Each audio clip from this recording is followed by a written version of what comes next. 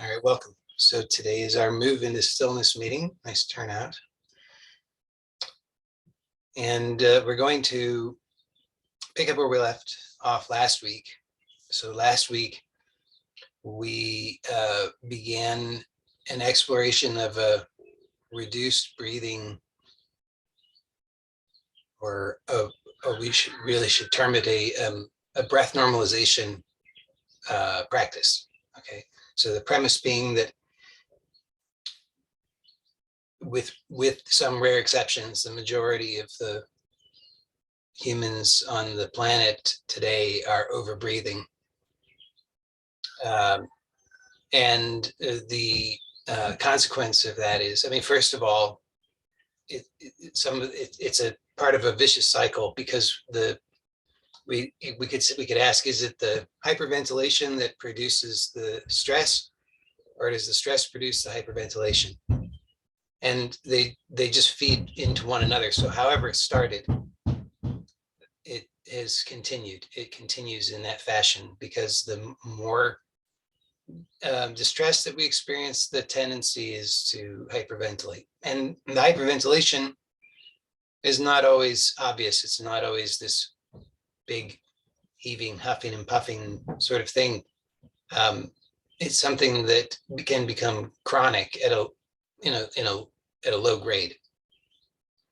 So one of the consequences, the consequences of that long term are all unpleasant. We don't like any of those things. It interferes with our sense of well-being on all levels. So, but the one way that we're looking at it in particular here, one of the consequences is that it results in tetany, so spasms of the muscles. So if there's a protracted distress going on, the physiologically the body is under a fairly enormous amount of stress as a result of the excessive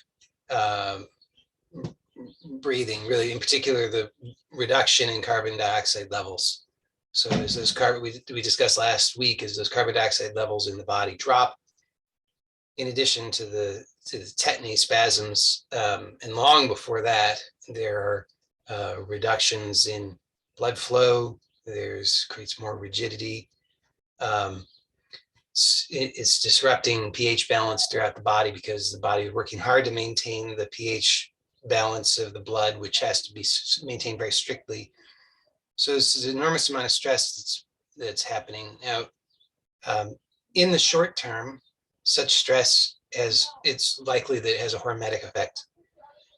So it's not correct to say that therefore that what we really are striving for is to never have any stress whatsoever. This is not true. At least it does not appear to be true. Hans Selye, the guy who actually coined the term stress, the way that we use it today, he differentiated between what he called eustress and distress. So distress is entirely bad. Distress is, I would say, I'm not an expert on his theory. He had a theory of what he called general adaptive syndrome, which is a process that modern humans, he was observing, something that modern humans are subjected to. It's the effect of long-term poorly managed stress. And it's an adaptation, but it's not beneficial. But he differentiated between eustress and distress, and he said distress is entirely negative. Eustress is this short-term stress that it is a stressor on the body. It is asking something of the body beyond what is the normal kind of baseline. But that's adaptive in a positive way when it's short term and when it's well managed. So for example, we know that certain types of exercise done in the appropriate ways have a positive effect on the body, the mind, and so forth. We know that demonstrably true. There are many people who can attest to that. You know, any kind of moderate exercise, movement done with gentleness is good for you within the constraints of what your present capacities are. But that's going to be beyond your baseline. Your baseline is just you're vegged out. So we don't want to just become total vegetables. But on the other hand, what has happened is we're too pushed into this general adaptive syndrome state where there's just chronic stress, distress. And so it's having this negative effect on us day and night. So the breathing is a very important part of that. And I hope that as you've been exploring that this week, that you've noticed that. You should, hopefully that's the aim, is that you notice, here's a practical bit of knowledge and a practice that you can use to actually help yourself feel better. That is, believe it or not, that's the goal. And you should be, when you're doing it correctly, you should be having that experience. Now, of course, if you're doing it in the billion different ways that you can do it incorrectly, and I say that with a smile on my face because I've done 500 million of them. I'm still got plenty more to go through, but I've explored a lot of the wrong ways to do it. And those end up being not so pleasant. Okay, so you've got to have the right attitude, which is this is a healing journey. So that's not that I'm going to be healed. It is that the goal is the healing, and the healing is taking place. So I'm joyful, like I'm having a positive experience. That should be how you know when you're doing it correctly. Okay, so if you have a sense that you're suffocating, you're doing it, you misunderstood. It's not a suffocation exercise. It's how to feel better by not hyperventilating exercise. So this will reduce the tetany. So tetany, at least in my experience, comes on, I don't know if this is backed up by physiological research, but certainly my personal experience, that tetany comes on much later in the game in terms of hyperventilation, that is CO2 loss, than do many of the other symptoms. So symptoms of like hyperarousal, those kinds of things, maybe just feelings of like lightheadedness, those feelings come on much earlier in the depletion process. Tetany is much later in my experience. And when it's severe, it's like everything is, got something on my shirt. Anyway, so everything becomes like this, literally, the wrists become locked, and you can't, everything's spasmed really, really profoundly. So it should be the first to go.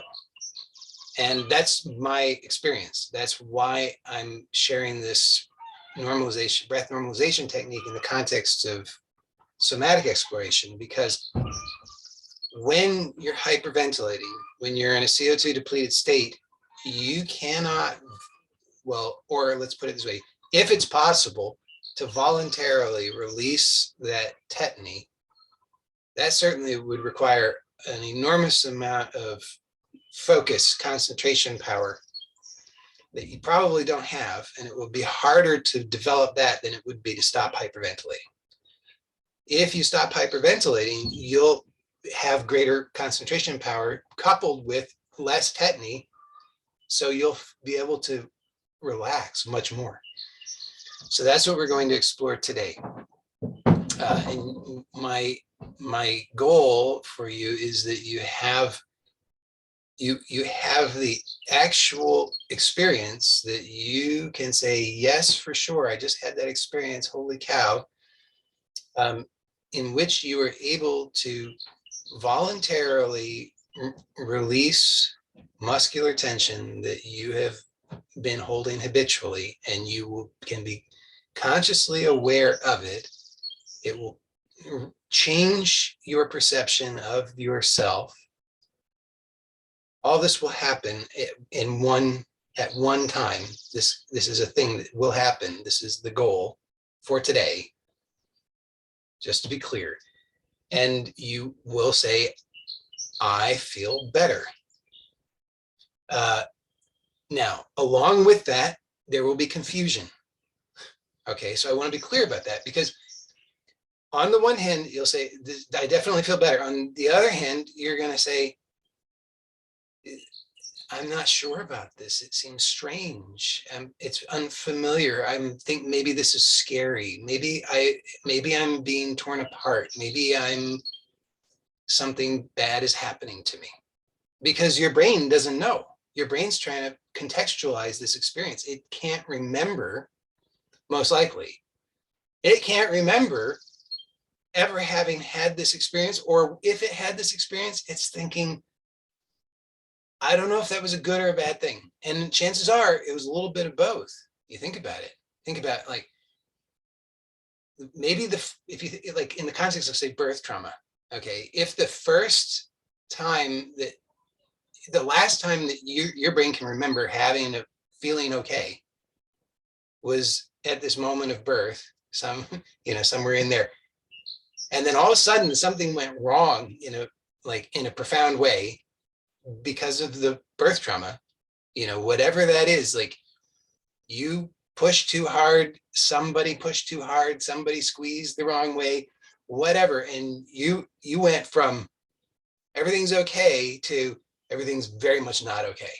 And so the last time that your brain could remember feeling okay was also in the context of something catastrophically wrong happening, So your brain is going to find this very confusing. What is going on? What is this experience? I can't understand it. If you have that, you're doing it correctly. But it should not be overwhelming. If it's overwhelming, it's your responsibility to self-regulate. I'm giving you, I'm going to be honest with you. These are very, very powerful things that I'm sharing with you. So it's my responsibility. Like, I could keep it secret, and that would keep you safe from it, from the abuse of it, the misuse of it. But then you also wouldn't get the benefit, which I think the benefit is very great. So what that means, though, is that because I'm giving you this information, this knowledge that's very powerful, it's your responsibility to understand that you have a very powerful thing, right? So it's like, when they have, like, on the hair dryer, the thing that's like, don't use this while you're in the bathtub. I think they have that kind of instruction on there, like in America, at least, maybe not elsewhere, but in America, we've got to make sure that everybody knows, don't use the hairdryer while in the bathtub. So it's kind of like that. Like, you have a really powerful thing. You could electrocute yourself, so don't. It's really easy to avoid electrocuting yourself. Don't use the hairdryer in the bathtub. Similarly, here, you have a really powerful thing. You could hurt yourself, but not if you follow the instructions as given, and not if you listen to the feedback that you're receiving from yourself in the process.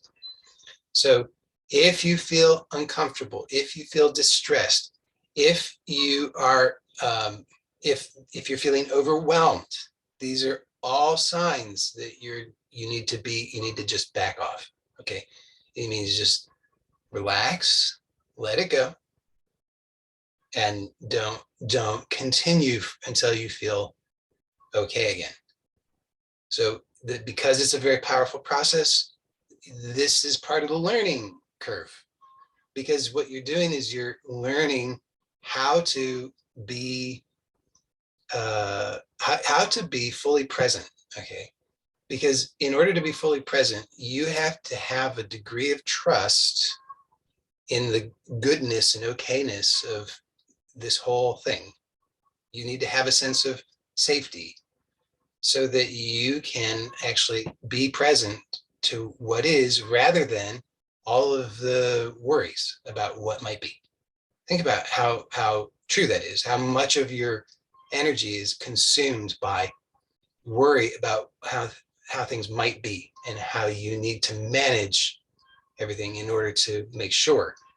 So we're talking about, we need to really soothe the nervous system. We need to really balance, recalibrate in a very profound way. And it's in so many levels, all at the same time. And that's what this offers. When you combine these two things, the somatic work with the breath normalization, a very, very powerful way that you can do this very quickly. Okay. But again, it's just super important. There's no prize given out for, it's not a race. It's not like if you say, I had the big success and you were first, if you then drop dead, it doesn't count. Okay. So slow and steady, just be gentle, right? Okay. So you have, I just remember, you are responsible for self-regulation.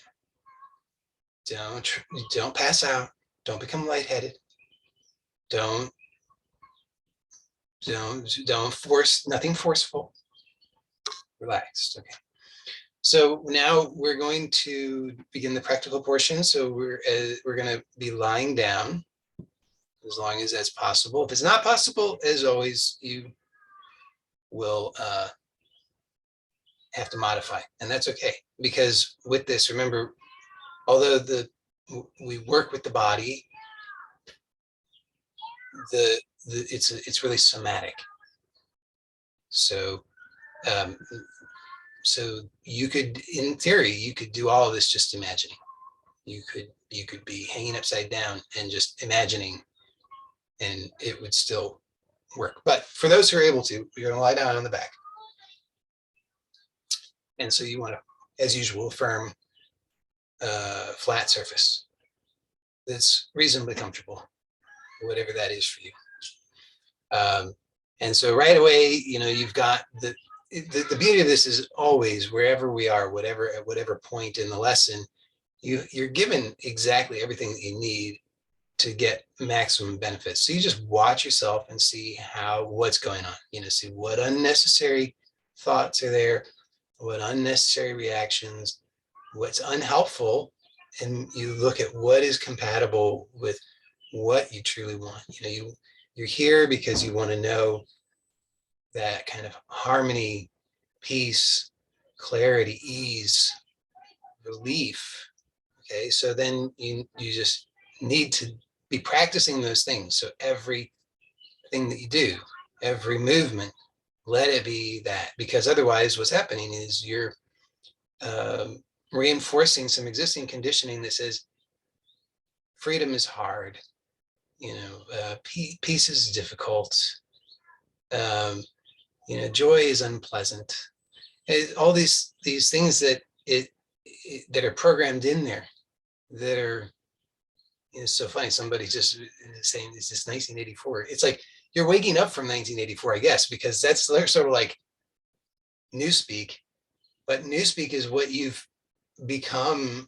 That's become your reality, and you're waking up by slowing down and seeing all of the insanity that you've otherwise accepted blindly.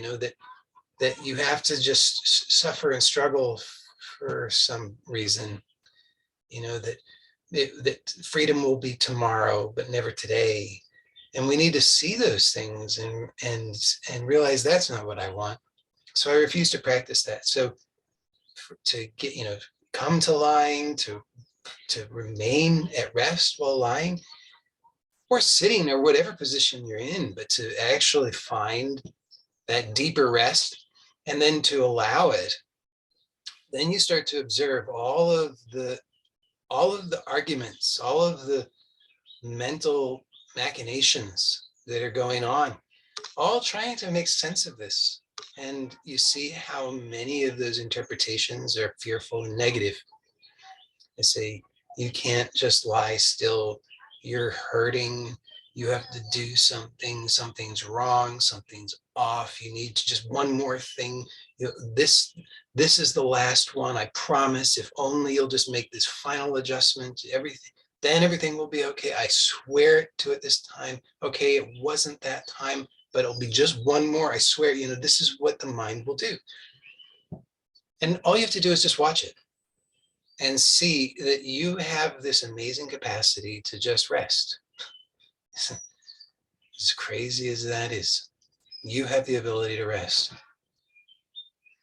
And as if that wasn't enough in and of itself, that's just the beginning. And you see, then from here we get to explore, but we have to first be willing to enter rest before we can discover deeper rest. Because if we won't even open the door, if we're still clinging to our old habitual tensions, worries, fears, anxieties, impatiences, and so forth, then we're not going to be able to really meaningfully discover the depths of healing, because we have to be willing to open the door. We have to be willing to say, for now, I'm willing to relax, despite the 1,000,001 reasons that my mind is coming up with for why I have to do something else. And and the mind keeps saying, pay attention to me, pay attention to this important and troublesome thought. Didn't you forget about this? Isn't this really important? And you just patiently have to allow each and every one of those to help you to relax more deeply.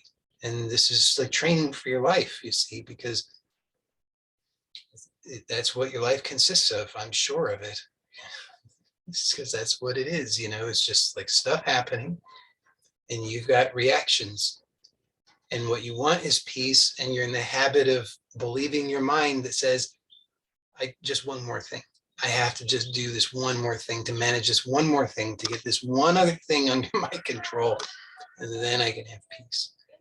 And you have to make the choice. No, I want peace now. It's the only time that it is of any use to me. It doesn't help me tomorrow. I need it now. So I'll take it now. You choose that rest now. Then this is the platform. So if possible, you're going to have your knees bent, feet on the floor. I'll say floor. You could be on any surface, but I'll just say floor for convenience sake, and you can translate in your mind. But your feet will be on the soles of the feet on the floor, somewhat near to the buttocks. Knees are toward the ceiling in front of you. And as usual, you just find how this can be comfortable. So again, we want to settle into it. We don't want to just hold on to a bunch of tension and say, let's get started. I can't hold it any longer. We will relax so that we can feel confident, comfortable, at ease, poised, so that we're going to say, yeah, whenever I'm ready. And until then, I'm ready. I'm good. I'm relaxed. So we want to find that and give ourselves that.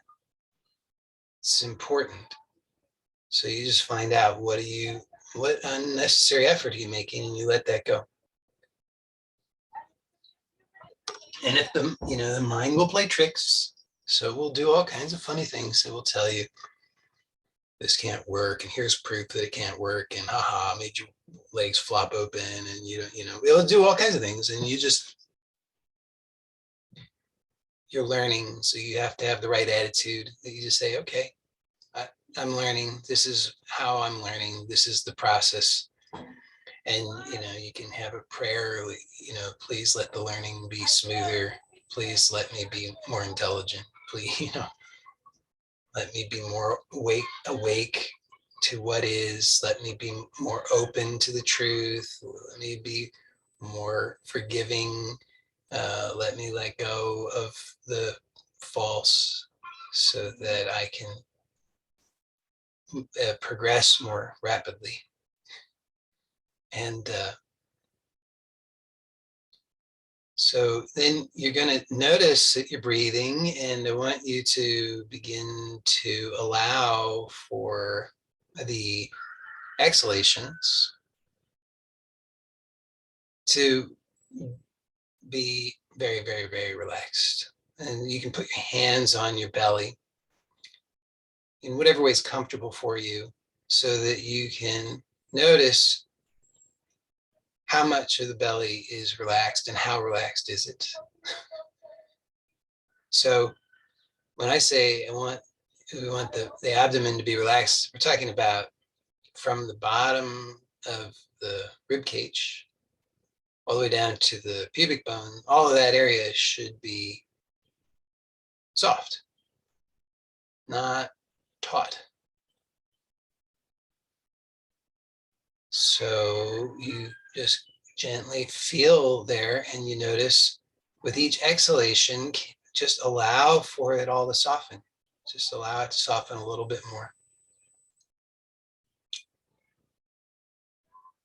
And at first you'll say, oh, I don't know how, maybe I need to push in, maybe I need to squeeze more, maybe I need to force it to soften or something. And so you'll go through all those kind of unhelpful ideas that come through your mind. And then eventually it will come to you that what you're really actually wanting to do is stop all of that. And you want to be relaxed, and that will feel good. It will feel better. It will feel more relaxed, less tense, less effortful, and different from what you're accustomed to. In fact, it will probably feel somewhat opposite to what you think of when you initially think of relaxation. That's funny, but true. But the other funny thing is you'll intuitively immediately recognize that it's more relaxed when you experience it. But then your mind will come back and say, I'm not sure if this is relaxed or not. And it will argue with yourself in this way. But you're just letting each exhalation help you to discover more of that deeply relaxed state, particularly in regard to the abdomen, allowing the abdomen to be soft.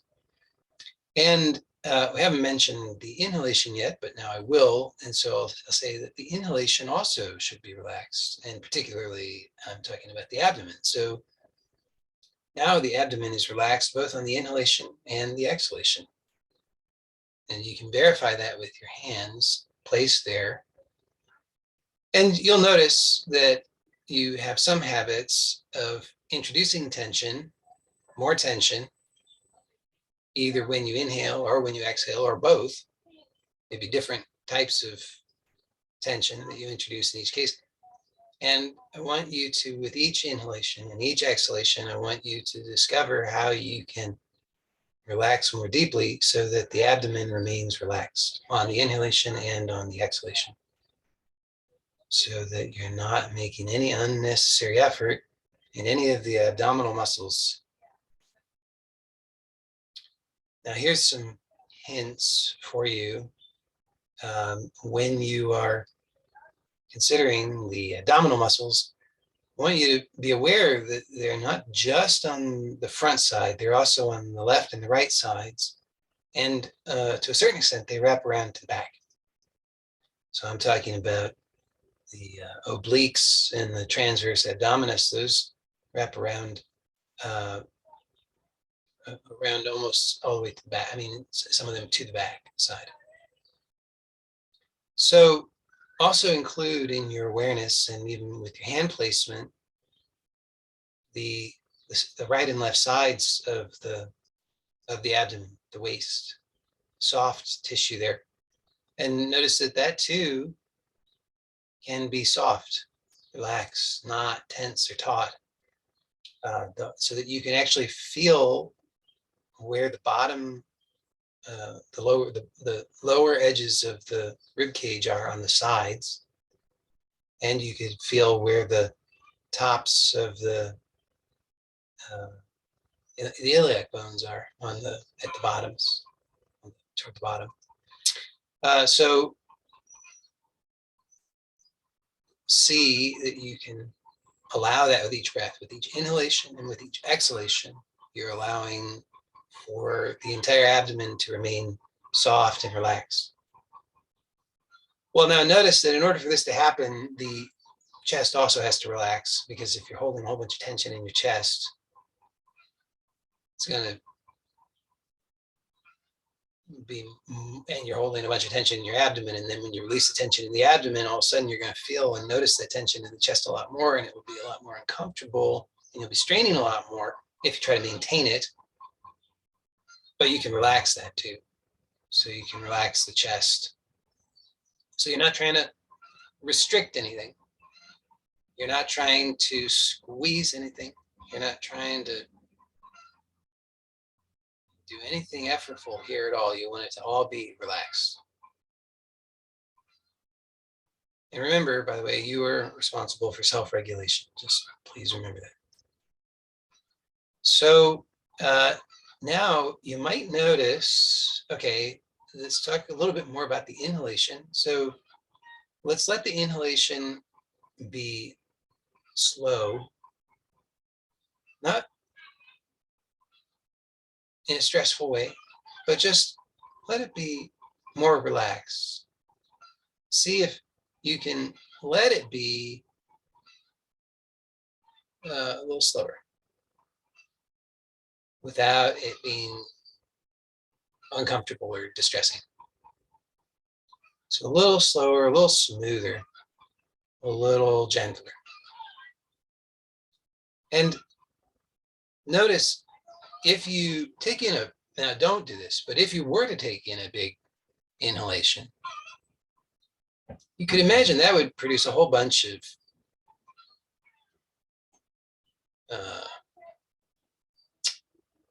sensation in the chest. And because of because of that sensation, you'd want to probably feel a desire to expel that air somewhat rapidly. So you might also notice that if you don't breathe beyond what is perfectly comfortable in a relaxed way, then you're not inflating the lungs so much as to produce that strong sensation that produces the desire to expel the air so rapidly. So if you allow for the inhalation to be gentler and a little slower and just more with more awareness, you can start to notice maybe you get that sense of satiety just a little sooner than you had thought.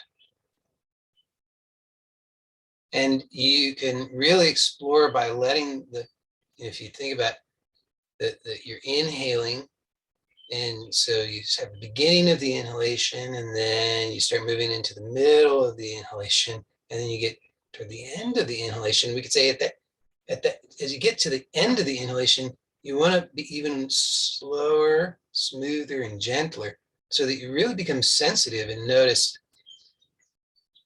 Can you discover the exact moment of satiety where you don't need any more air? You have exactly the right amount and you feel okay.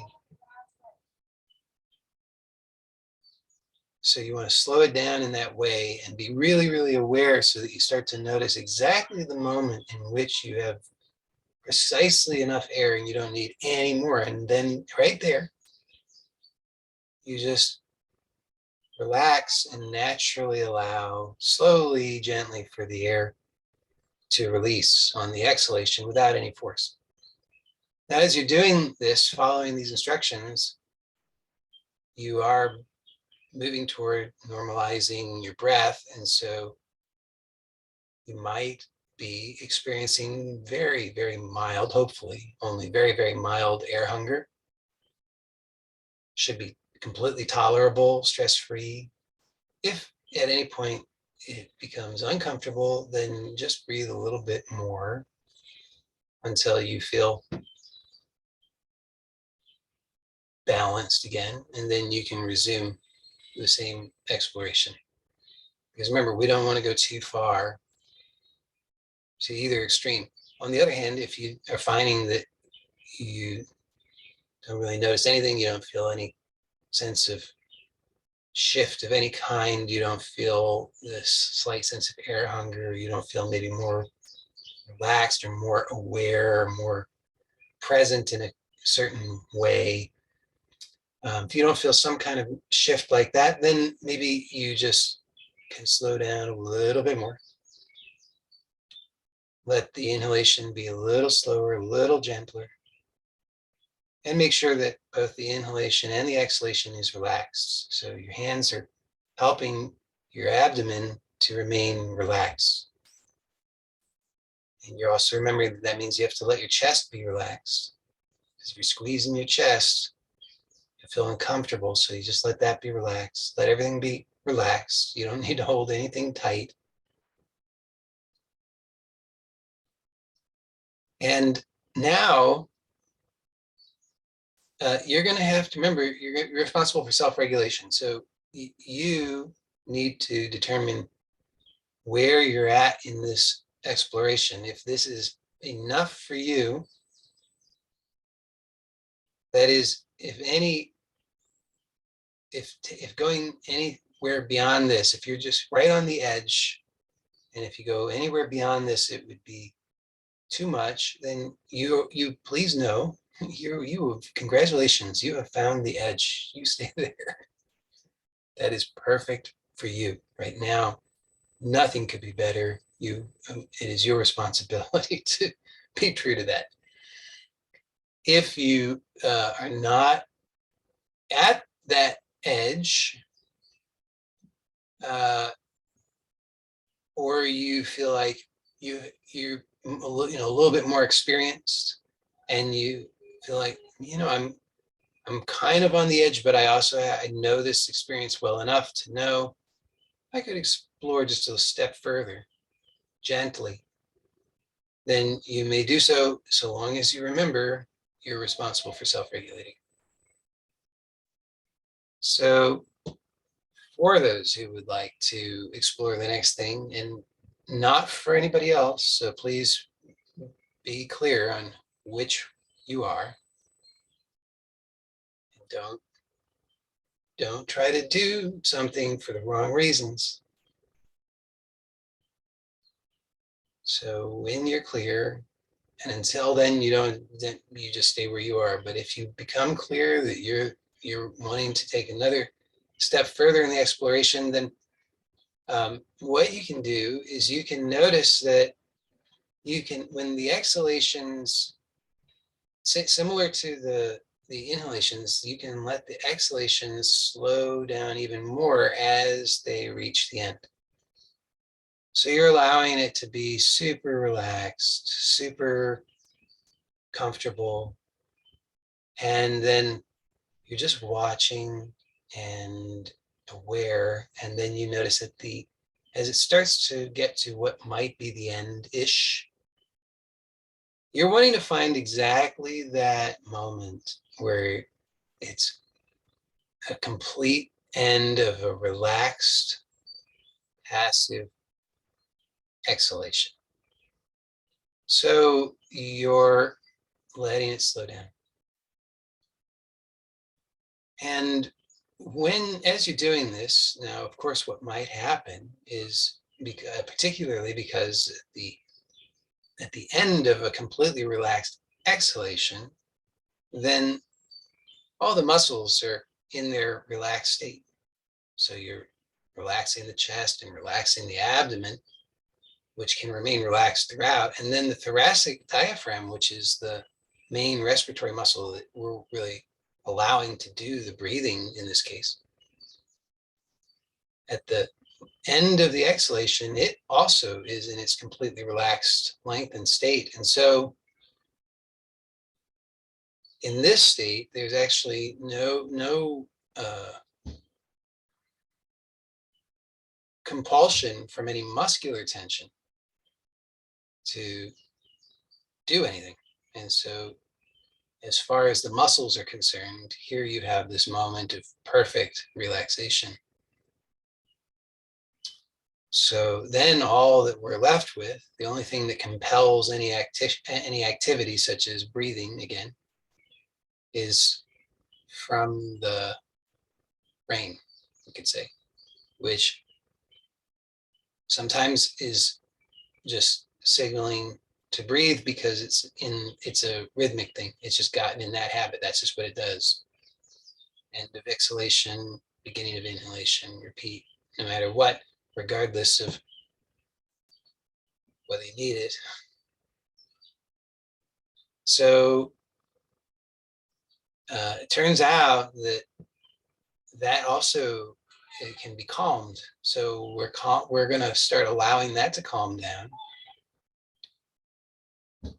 by just watching. And you'll notice as you're watching in this way, then without any force, you should never try to force it, but what will start to happen is naturally you'll just start to notice, well, at the bottom of, at the end of this exhalation, when I really find that point where it's just complete relaxation, no force, then there's just a pause. And then you start to watch, and the mind will come up with things. It will start to say, well, shouldn't you be breathing? What about this sensation? Maybe this sensation means that you're dying. Maybe you should breathe. You know, we'll just start proposing these things. And you're just watching. And you're learning how to be sensitive to the correct signal.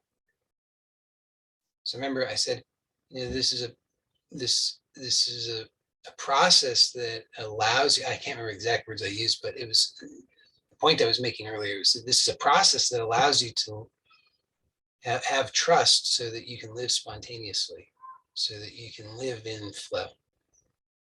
I mean, that's the aim of, like, Qigong, for example, is to discover that naturalness within, discover that naturalness within and the naturalness without are one, and that they live in synchronous harmony. So then there's spontaneous right action. You're not, you know, all the things that we're told, you know, to live in the now, all of that happens not because you're trying to be in the now, but because that naturally is the result of this, you know, this putting together these pieces. You know, you just do A, B, and C. Eventually, it has some self-correcting mechanisms. Eventually, it gets you to this clarity. So you're noticing, perhaps not trying to force, but just noticing that as you discover that natural end of the exhalation, that there's just a natural pause. And if you don't yet notice that, it's fine. You need to take your time. If you're trying to do it on an artificial timeline, you're only making it take a long time. Because remember, I said one of the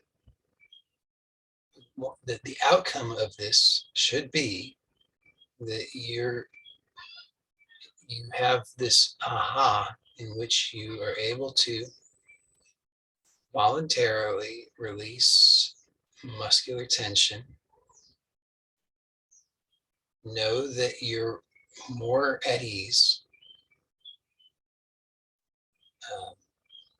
and then you're more present to what is as it is, and you're able to witness it without being invested in the outcome and therefore reactive. And the result of this is you're putting into motion a virtuous cycle in which everything helps you to feel better. Everything in your life, what you consider to be positive circumstances and what you consider to be negative circumstances, because all of them are offering you an opportunity to explore more deeply within yourself and discover this deep rest. So now, if you're in any case, okay, I want you to just be aware as you're continuing to breathe of how much more deeply can you relax. So without losing your awareness of some of what relaxation you have discovered thus far, how much more can you expand this relaxation? So you'll notice that you've brought this awareness and relaxation to some part of your abdomen? Are there parts of your abdomen that have not, they're still not included? Is there some part of your abdomen where you're holding some tension and you're still making an excuse for that, saying somehow, well, I guess that just has to be there for longer? Like maybe that will, not today, maybe tomorrow, maybe next year, but not today. I'm going to hold on to that for longer. And see, can you, without losing the awareness of the rest that you've already attained, I want you to see, can you bring that also into your sphere of awareness, so that with each inhalation and with each exhalation, you're allowing the abdomen to be more and more deeply relaxed, so that deep within and on the surface and everywhere in between, on the front and on the sides and on the back, everything is as deeply relaxed as possible. And know that it's like a stone sinking into a very, very deep ocean. So don't give up prematurely and think, oh, this is it, this is all the relaxation that's possible. Just keep letting go, keep letting go, keep letting go, keep letting go with each breath. And when your brain tells you this is too hard, it's too strenuous, well, then you need to get clear. That's the point, is you observe, and you have to ask the right question. You have to look in the right way. The brain is telling you this is too hard, it's too painful. So you have to say, okay, what am I doing that's creating that difficulty, that strain, and that pain? And so you have to look for it. What am I doing? And if you're unable to find anything that you're doing, now don't go testing anything, because if you test something, then you're moving around and then you lose it all. But you remain at rest, completely at rest, but just your awareness is the only thing that moves. And it's just observing what, if anything, am I doing that's generating this difficulty, this pain, this discomfort. And you see, can you find it? And if you find something, then you penetrate into that with your awareness, and like the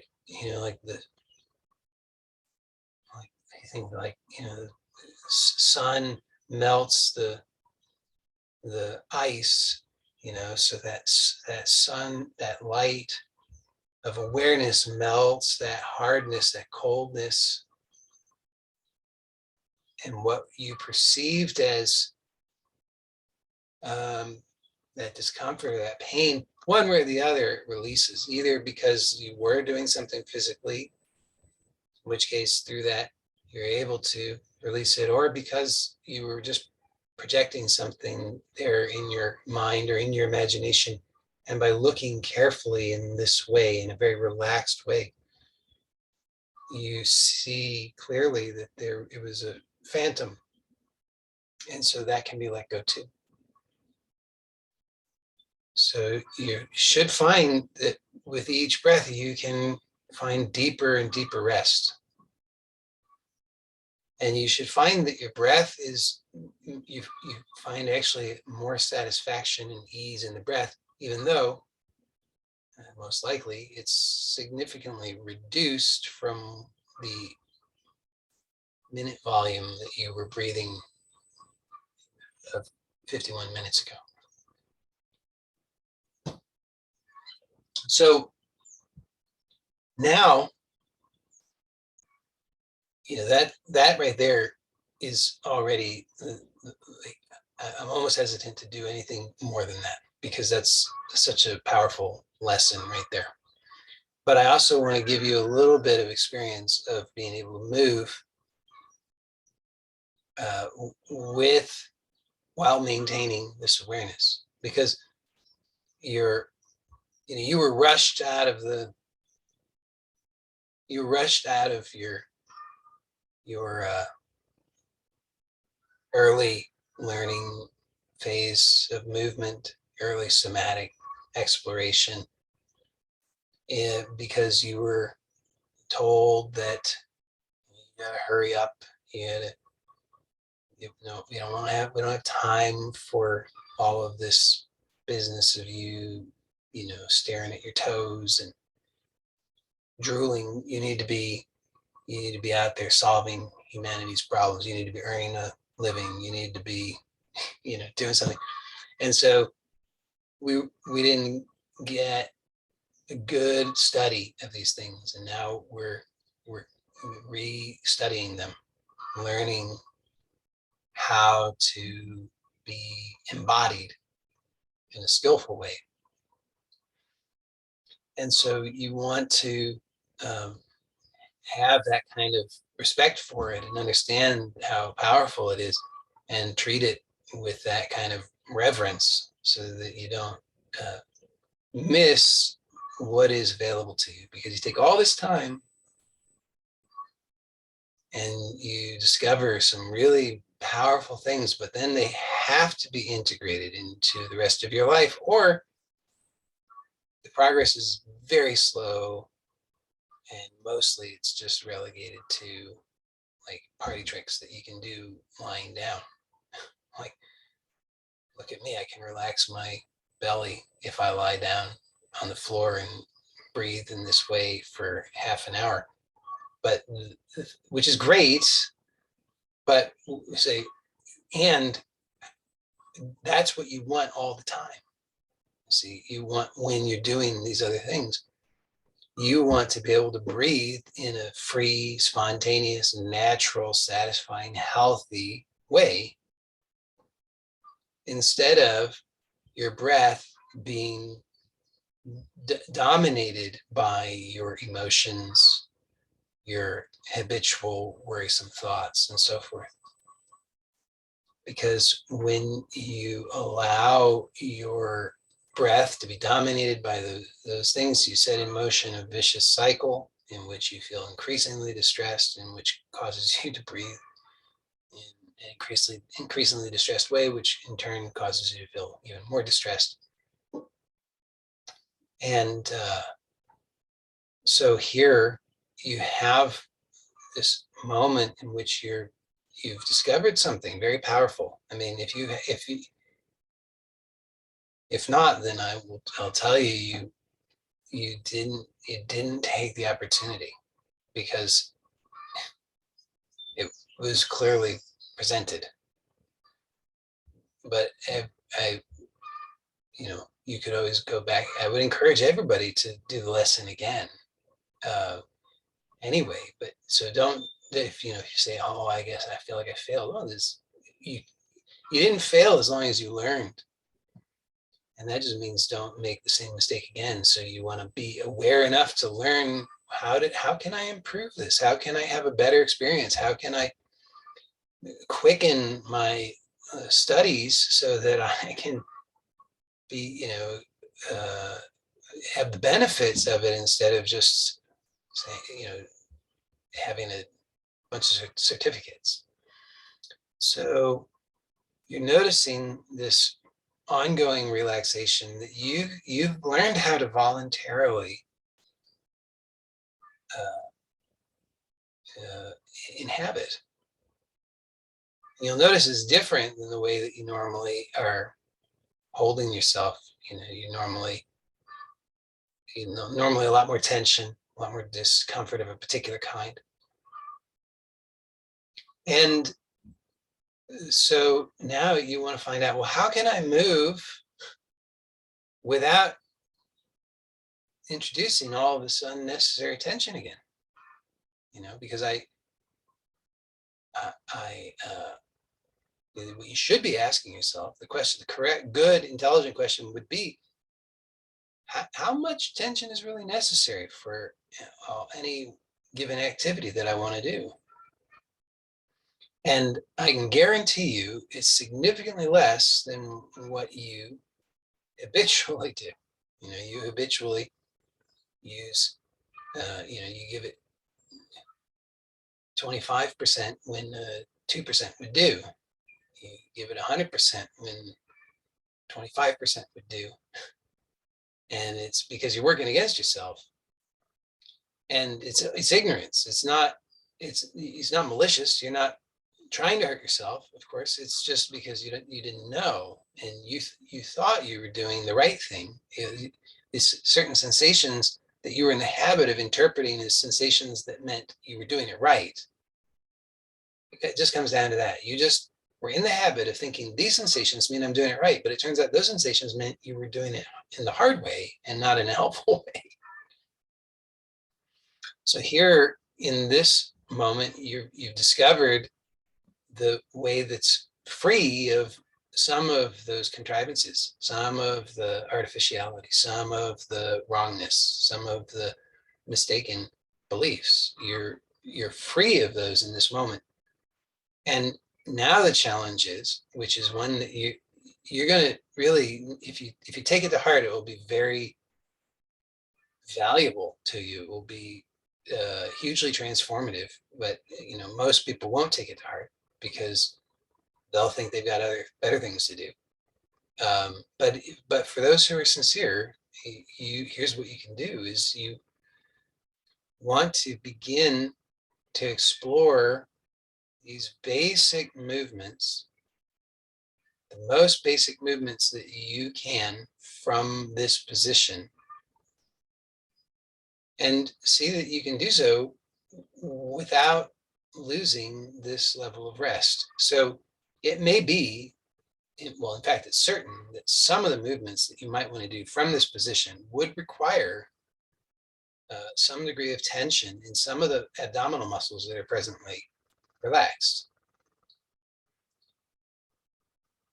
It's also true that the majority of the movements that you presently use those muscles for do not require those muscles. And so what will be helpful is for you to learn to differentiate clearly and know what movements require these muscles to be active, to what degree, and what are the sensations that give me feedback that that's happening, and that it's happening in a good, efficient, healthy way. So that's obviously a learning process, but it's one that you're designed for. That's what everybody came into this world with, all that was necessary for that. If you're human, which you are, that's what you got. That's the equipment that you got. So it's guaranteed, it's built in. You have that. You are perfectly designed for that. There is no one better designed for it than you. You are absolutely perfectly designed. So all you have to do, though, is apply yourself to that which you were perfectly designed for, rather than beating your head against the brick wall, trying to do the things that are not for you. So you have to be willing to slow down. Here you are in this position. You got to ask yourself, how urgent is it that I get to that next place that I have in my mind? How do I have to get to the piece of toast in the next 2 minutes or I'll die? Or might it be okay if it took 5 minutes?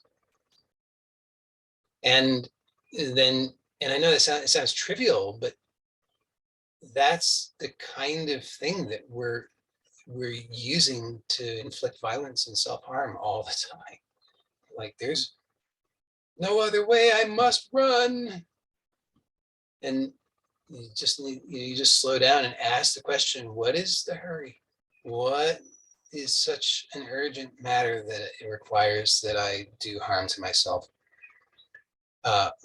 Particularly when I'm in the middle of a very important lesson, that's the thing, is also to understand and have respect for the fact that you are in the middle of a very important lesson. So this other business that just on a whim came into your mind, if it's not true, if it's not truly urgent, then your responsibility is to be is to do some gatekeeping here. Like, sorry, that's not a high enough priority. I'm in the middle of a very important lesson. Get back to you as soon as I'm done. Or sometimes it's like, oh, that's truly urgent. Okay, great. Now let's see how gracefully can I transition to addressing this thing that is of a truly urgent nature. But in every case, see how quickly you are willing to sacrifice yourself and your genuine, true interests in service of the false, where you just like, I absolutely must answer the phone. It's no, I can't possibly let it go to voicemail. Like, can't be true. Yes, but how many of those things go on in your life where you you know that another minute, another 5 minutes, this is what's needed for this lesson in life, whatever it is, whether it's the somatic lesson or it's a lesson in how to feel, or a lesson in whatever it is, you're having some lesson in life and it just needs that time, and you know intuitively. So if you don't have to rush anywhere, don't rush anywhere, and explore how to make these small movements. And we'll do it more formally, I think, next week. But for now, you'll see, okay, here I am. If you're lying on your back, for example, then you notice, well, what are some of the most basic movements that I could do? I'll give you a clue. If you're able to move your pelvis, you would probably move your pelvis. If you're not able to move your pelvis, you move something else. Whatever is the most core thing that you feel that you can move, you move that, and you explore how to move that in the way that does not at all disturb the profound relaxation that you've discovered, and in fact should enhance it. So you've got all of the tools and the guidelines to be able to have very good success with this.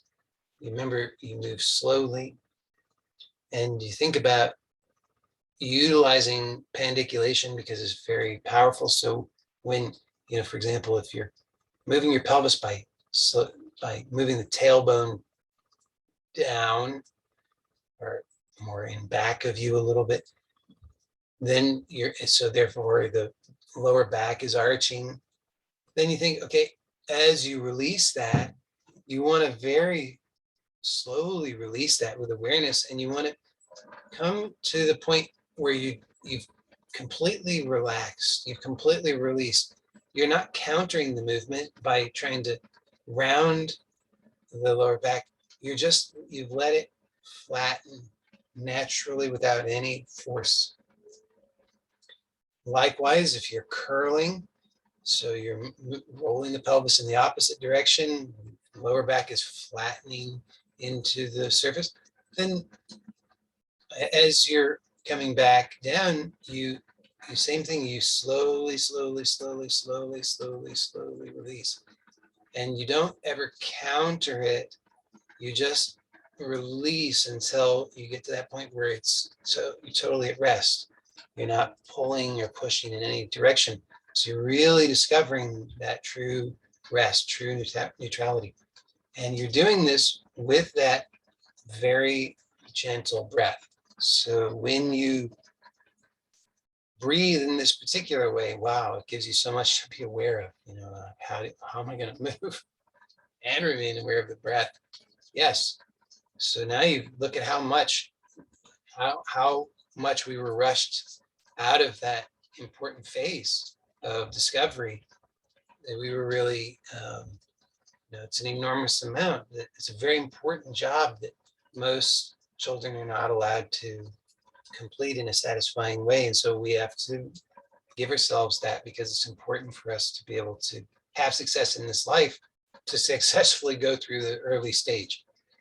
So we have to be patient, like a little baby. Where do you have to go? This is your job for now, just to be aware of relaxing, breathing, moving while breathing, while relaxing. And it seems like you'll never get it. Like, how could I ever master these? It's so complicated. I'll never be able to breathe in a spontaneous way and move.